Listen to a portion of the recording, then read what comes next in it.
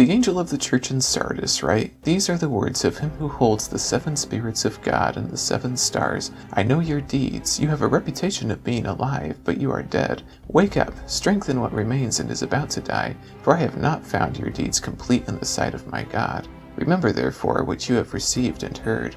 Obey it and repent. But if you do not wake up, I will come like a thief, and you will not know at what time I will come to you. Yet you have a few people in Sardis who have not soiled their clothes. They will walk with me, dressed in white, for they are worthy. He who overcomes will, like them, be dressed in white. I will never blot out his name from the book of life, but will acknowledge his name before my Father and his angels. He who has an ear, let him hear what the Spirit says to the churches." Sardis was an important Roman city in the Hermus Valley and was located at the center of the mail route that included the 7 churches in Revelation. Mount Tmolus overshadows the city, and the ruins of a defensive stronghold can still be seen on top of it. Sardis became rich and influential as a consequence of gold being found in the river that went through it, the Hermus River.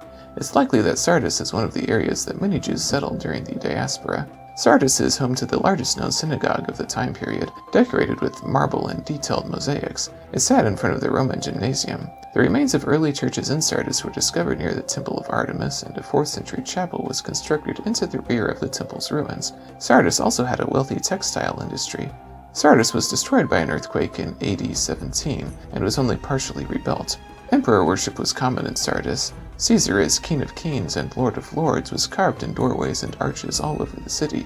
Caesar, Domitian, even demanded that his wife refer to him by this title. John is very clear about who he thinks is the true King and Lord in his letter. Sardis was an epicenter of worship for the Greek goddesses Cybele and Artemis. According to myth, Aegisthus was initially born from the ground where Zeus's semen fell as a hermaphroditic demon. The other gods were fearful of Aegisthus and castrated its male sex organ, which then fell to the ground and became an almond tree. After this, Aegisthus turned into the goddess Cybele. Later, Cybele fell in love with her son/grandson, Attis, and took him in as a lover. One day, in a fit of jealousy, she drove him insane, and he castrated himself and died, but was then resurrected as a pine tree. In response to these myths, the people of Sardis worshipped Cybele and regarded almond and pine trees in reverence. Additionally, they held fertility festivals in honor of Attis's rebirth, where everyone would parade down the main street in Sardis in white robes while cutting themselves. When they got to the shrine, a few people would be castrated and would offer their parts to Cybele. Those who left with blood on their robes were thought to have received Cybele's blessing. This type of practice appears to have ended sometime after the 2nd century. Yet you have a few people in Sardis who have not soiled their clothes. They will walk with me, dressed in white, for they are worthy. He who overcomes will, like them, be dressed in white.